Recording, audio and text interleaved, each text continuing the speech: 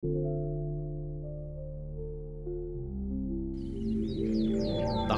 মহারাজ তোমাকেও ডেকে পাঠিয়েছেন? আমি তো কিঞ্চিত বিস্মিত বোধ করছি। এমন আকস্মিক আহ্বানের কারণ কি হতে পারে? কারণ যাই হোক, মহারাজের হ্যাঁতে হ্যাঁ আর নাতে না বলতে হবে। সে তো বিলক্ষণ। মহারাজকে খুশি করতে পারলেই আমরা সুখী হব। ব্যাস ব্যাস ব্যাস, এই তো সার কথা বুঝে গেছো। চলো পণ্ডিত, তাড়াতাড়ি পা চালাও দেখি।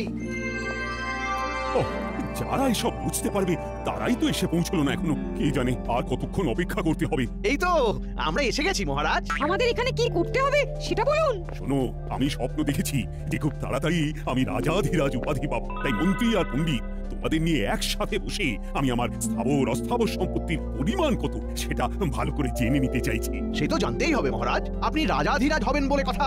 আপনার সম্পত্তির বহর শুনেই তো অন্য রাজাদের ঘুম উড়ে যাবে। তাই চটপট সব দেখে একটা পরিমাপ করো দেখি। কিন্তু এই বিষয়ে তড়িঘড়ি করা কি সমীচীন হবে মহারাজ? জটিল হিসাব যে সময় সাপেক্ষ।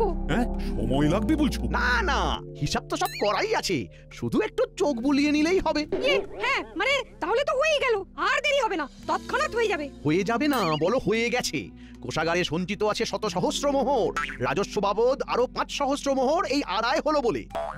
আয় ব্যয়ের হিসেব ছেড়ে স্থাবর সম্পত্তির দিকে দেখুন মহারাজ। কয়েক লক্ষ বিঘা জমি, প্রতি পরগনায় মহল, কোঠা বাড়ি, দিঘি, পুষ্করিণী। তাই নাকি? তাই নাকি? সব নথিপত্রে আছে বুঝি? এ তো কিছুই নয়, খুঁটিয়ে দেখলে আরো কত কি পাওয়া যাবে। অলংকার, গচ্ছিত সোনা, হীরা জহরতের হিসাব তো এখনো বলাই হয়নি। ও, তার মানে আমার আমলে শুধু কৃষ্ণনগরেরই উন্নতি হয়নি, তার সঙ্গে আমার ব্যক্তিগত আয়ও বেড়েছে। সাধে কি আর নবাব আপনাকে সমঝে চলে মহারাজ? মুর্শিদাবাদের নবাবের সমতুল্য যদি কেউ থাকে তবে তিনি হলেন মহারাজ কৃষ্ণচন্দ্র।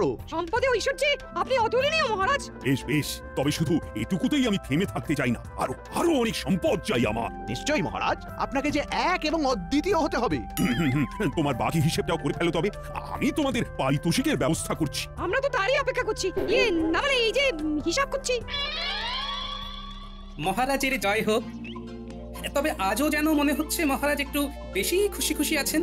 কোনো সুসংবাদ আছে বুঝি? সংবাদ নয় গোপাল, বলো ঘোষণা। বেশ তো, কি ঘোষণা করবেন করুন মহারাজ। আমরাও না হয় আমাদের কর্ণযুগল সার্থক করি।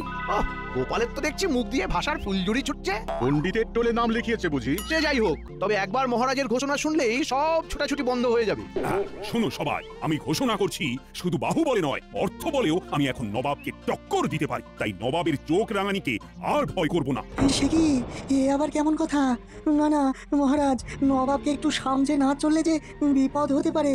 হ্যাঁ, কিচ্ছু হবে না, মহারাজ এখন নবাবের চোখে চোখ রেখে কথা বলতে পারেন। প্রয়োজন পড়লে পড়শি রাজ্য আক্রমণ করব আমি। মহারাজ যেন আজ একটু বেশি সাহসী হয়ে যাচ্ছেন। এমন মহারাজকে তো আগে কখনো দেখিনি। বলছিলাম কি মহারাজ, এতটা বাড়াবাড়ি না করাই ভালো। যার যতটুকু আছে তাই নিয়েই খুশি থাকা উচিত। মহারাজ যা ভালো বুঝেছেন তাই স্থির করেছেন, তোমাকে আর ওই বেশি জ্ঞান দিতে হবে না। সত্য সব বিষয়ে পুরো না কাটলে যেন গোপালের ভাত হজম হয় না। আসলে মহারাজের বারবারন্ত শুনে গোপালের চোখ টাটাচ্ছে। গোপালের মতো সর্বহারা আর সম্পদের কি বুঝবে? আমিও তাই ভাবছি গোপাল, তুমি বরং নিজের চরকায় তেল দাও। আমার ব্যাপারে তোমাকে আর নাক গলাতে হবে না। যেমন বলবেন মহারাজ। ঠিক হচ্ছে না গিন্নি, ঠিক হচ্ছে না। কি সে ঠিক হচ্ছে না? না না না না না, আমি তো মাথা মুন্ডু কিছুই বুঝতে পারছি না। তুমি না পারলেও মহারাজ একদিন ঠিক বুঝবেন, তবে ততক্ষণে বড্ড দেরি হয়ে যাবে গিন্নি। দেখো, হেয়ালি করা বন্ধ করে আসল কথাটা বলবে। আসল নকল জানি না, তবে মহারাজ তোষামুতেদের পাল্লায় পড়ে ধরাকে একেবারে সরাগান করছেন, আর সেটা ধরিয়ে দিতে গেলে দু চার কথা শুনিয়ে দিচ্ছেন। বুঝেছি, তার মানে মহারাজের কাছে তোমার মুখ পুড়েছে।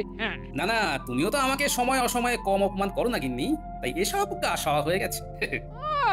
সুযোগ বুঝে ঠিক চিমটিটা কেটে দিলে, তবে সময় বুঝে আমি কিন্তু সুদে আসলে ফেরত দেব, তখন টেটটি পাবে। আমি তো ভাবছি মহারাজের কথা, কবে যে মহারাজ নিজের ভুল বুঝতে পারবেন।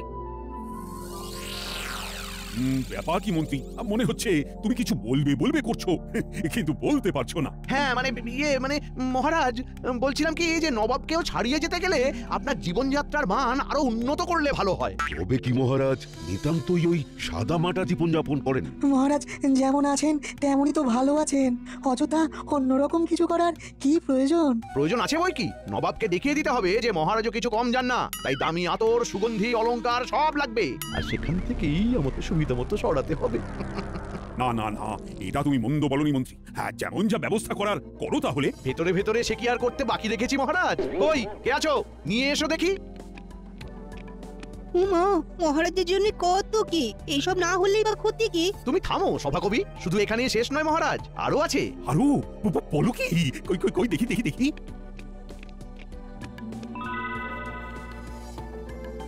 শুধু আপনার জন্য মহারাজ। না না, মন্ত্রী মশাইয়ের কাজে কোনো ত্রুটি নেই, সব ব্যবস্থা কেমন গুছিয়ে করেছেন। হ্যাঁ, সে কি আর এমনি এমনি করেছি, এই তালে যা হাতানোর তাও হাতিয়ে নিয়েছি। না, এবার যেন ভেতরে ভেতরে বেশ একটা উত্তেজনা বোধ করছি, মনটা একেবারে চমন চমন করছে। তোমরা কি দেখছো মহারাজ দিনকে দিন কেমন যেন পাল্টে যাচ্ছেন, কেমন যেন অন্যরকম। এই মহারাজ আমাদের অচেনা। মহারাজের হঠাৎ যে কি হলো ভাই, আর যেন তাল জ্ঞান নয়। কিন্তু এইভাবে চলতে থাকলে মহারাজ বড় কোনো বিপদে পড়বেন। কিন্তু সেটা তাকে বোঝাবে কে? বোঝাতে যদি কেউ পারতো তবে সে একমাত্র গোপাল, কিন্তু সেও তো এখন এইসব থেকে দূরে ঘরে একা একা বসে। হ্যাঁ, যতই সে থাক দূরে, মহারাজের কথা ভেবে চলো না গিয়ে দেখি কি করে।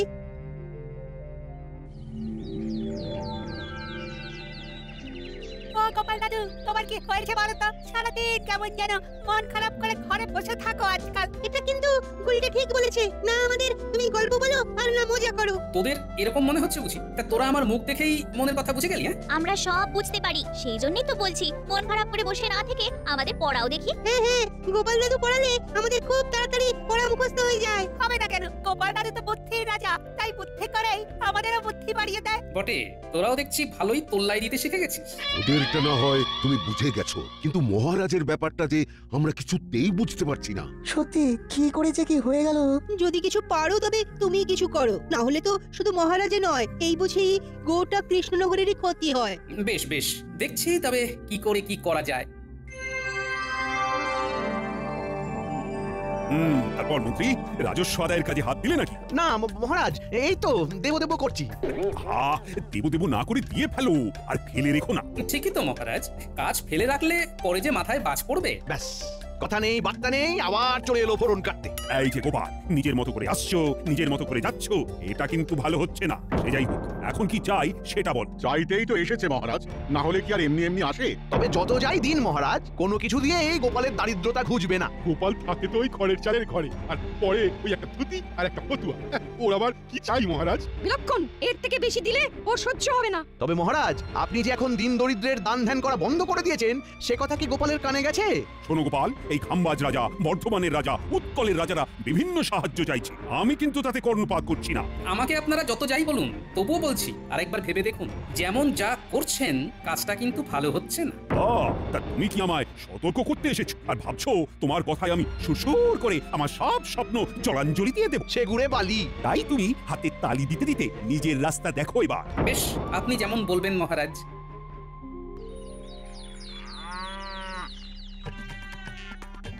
এখানেই তো রেখেছিলাম, কোথায় যে গেল, কোথায় গেল? ঘরে ঢোকা থেকে কি সব ঘাটাঘাটি করতে শুরু করলে বলো তো? আরে মোহরের থলিটা তো এখানেই কোথাও ছিল।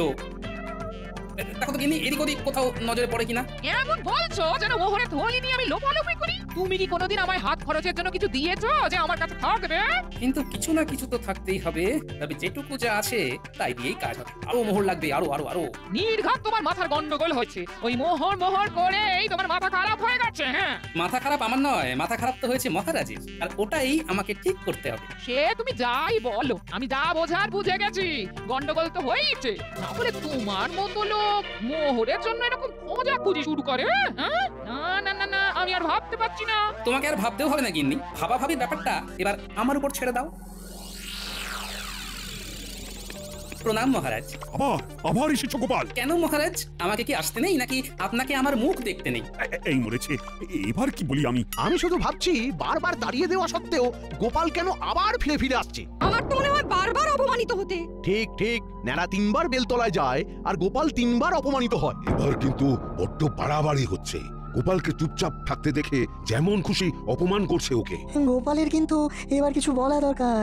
বলছিলাম কি মহারাজ, আমি কিন্তু আপনার কাছে কোনো দান চাইতে আসিনি। সময়ে অসময়ে আপনি আমাকে পুরস্কার স্বরূপ বহু মোহর অলংকার দেবেন বলে প্রতিশ্রুতি দিয়েছিলেন, কিন্তু তারপরে আর দেননি। এখন সেই সব পুরস্কার আমার চাই। এখনই চাই না? মানে ধীরে সুস্থে পরে পরে দিলে চলবে না? চলবে না কেন? খুব চলবে, খুব চালালেই চলবে। না, চলবে না। দিলে ভালো, না দিলে সেই কথাও রাষ্ট্র করে বেড়াবো। এবার দেখুন কি করবেন মহারাজ। ছি ছি গোপাল, সামান্য কটা মোহরের জন্য তুমি এমন দরদস্তুর করতে পারো? যাও যাও যাও, এক্ষুনি গিয়ে কোষাগার থেকে সব সংগ্রহ করে নাও। আর শোনো, তোমার এই মুখ যেন আমাকে আর কখনো দেখতে না হয়। আপনিও ভেবে দেখুন মহারাজ, এই অপমান কি আর সহ্য করা যায়? বেশ, আসি তাহলে। কিন্তু গোপাল এটা কি বলে গেল? সে যা বলে বলুক মহারাজ, আসল কথা হলো দুষ্টু গরুর থেকে শূন্য গোয়াল অনেক ভালো। ওই তো গোপাল দাদু চলে এসেছে। আমরা তো তোমার জন্যই অপেক্ষা করছিলাম। তুমি বললে যে আমাদের পড়াবে। এই দেখো, আমরা বই খাতা কলম নিয়ে বসে আছি সেই কখন থেকে। ভালোই হয়েছে, এবার তো বাকি কাজটা তোদের দিয়েই করতে হবে। কি সব কাজের কথা বলছো বলো তো? তার মানে পড়ালেখা হবে না? হবে তো, তবে এবার লেখা পড়া হবে। লিখবো আমি আর পড়বে অন্য কেউ। দে দে কাগজ কলমখানা দিয়ে দেখি, চটপট লিখে ফেলি। নে, এবার এই চিঠিখানা রাজবৈদ্যর হাতে তুলে দেখিয়ে যা। আসুন, একটা কথা তোদের কানে কানে বলি। কি বলছো কি গোপাল দাদু? দাদু যা বলছে ভেবে চিন্তেই বলছে নিশ্চয়ই। চল আমরা দাদুর কথা মতো কাজ করি।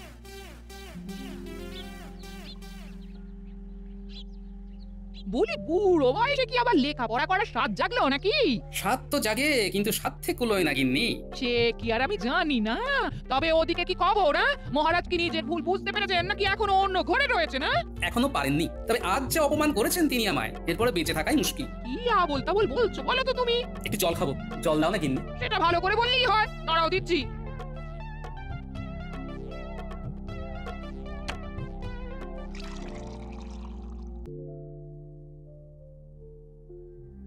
ও মা গো, কি হলো গো? ও গো, কে কোথায় আছো গো? মানুষটা তো এক্ষুনি বসেছিল, তারপরে না না না, আমি বরং বৈদ্যকে ডেকে আনি গিয়ে।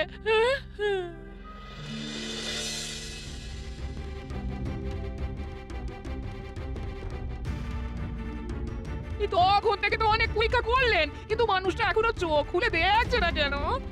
বড্ড দেরি হয়ে গেছে। তার মানে এই মানেটা কি? গোপাল জগতের মায়া ত্যাগ করেছে। আমার সে কি কথা গো? ও গো, আমার কি হবে? ও দাদু, দাদু ওঠো না গো। ও দাদু, একবার চোখ খুলে দেখো না। ও দাদু, দাদু, দাদু গো। এই যে তোমরা যাও, একটা কাজ করো, মহারাজকে গিয়ে এই খবরটা দিয়ে এসো এক্ষুনি। বাকি ব্যবস্থা আমি করছি না হয় ততক্ষণ। আজ সকাল থেকে মনটা যেন কেমন আনচান আনচান করছে। কেন মহারাজ, আপনি কি কোনো ব্যাপারে চিন্তিত? চিন্তা না মানে, হ্যাঁ মানে চিন্তা তো একটা। আর চিন্তা করে কি হবে মহারাজ? যা হওয়ার তা তো হয়ে গেছে। গোপাল দাদু আর নেই মহারাজ। দাদু আমাদের ছেড়ে চলে গেছে।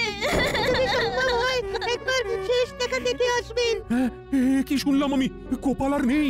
এমনটা তো একটুও ভাবতে পারিনি। আজ এ কি দুর্যোগ নেমে এলো এখানে? গোপাল আর নেই, এমনও শুনতে হবে। আমার তো মনে হচ্ছে মহারাজের কাছে অপমানের জ্বালা সহ্য করতে না পেরেই গোপাল হৃদরোগে আক্রান্ত হয়েছে।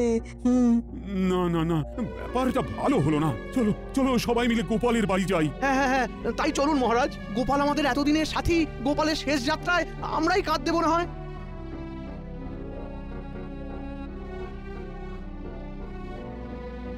ব্যবস্থা যখন সব হয়ে গেছে, তখন আর দেরি করাটা ঠিক হবে না। হ্যাঁ হ্যাঁ, এসো সবাই, কাঁধে কাঁধ মেলাই।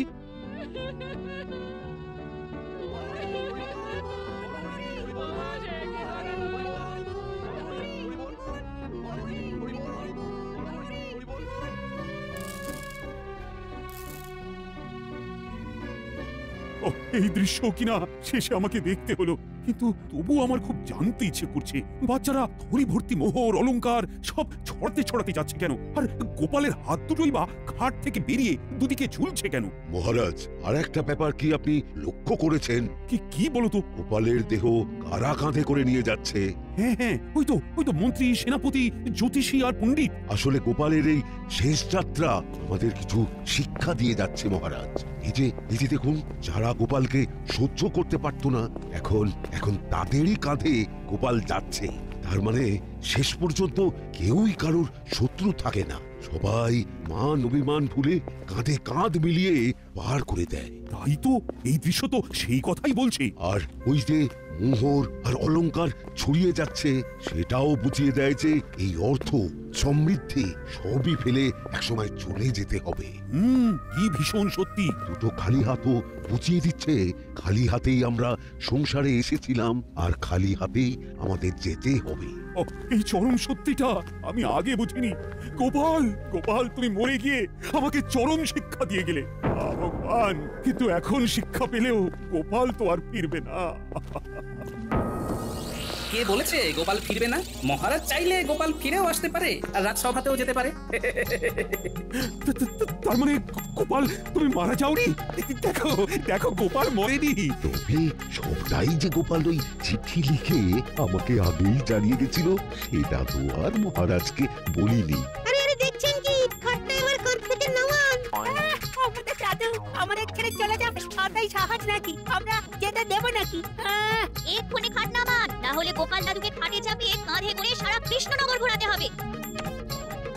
এতক্ষণে ঘাম দিয়ে ছাড়লো যেন জ্বর, কেউ এসে হাতটা আমার ধর। ও গোপাল, আচ্ছা একখানা খেল দেখালে বটে। খেল তো এবার আমি দেখাবো। হ্যাঁ, এই বুড়ো বয়সে তোর হিম্মতকে আমি বের করছি। মহারাজকে শিক্ষা দিতে গিয়ে এমন রসিকতা না করলেই চলছিল না। আর ঝেঁটিয়ে তোমার মাথা থেকে এই রসিকতার ভূত নামাবো। হ্যাঁ, এই এই এই তো বাবারে গেলাম রে। ছেড়ে দাও গিন্নি, এবারের মতো ছেড়ে দাও আমাকে। সবাই গোপালের কাছে জব্দ আর গোপাল গিন্নির কাছে। ভাই রে ভাই, সাবস্ক্রাইব করতে ভুলবা না কিন্তু। আর যারা আমারে দেখা ভাইতাছো তারা তাড়াতাড়ি একটা লাইক কমেন্ট কইরা দাও, না হলে কিন্তু মজাটা মিস কইরা ফেলবা।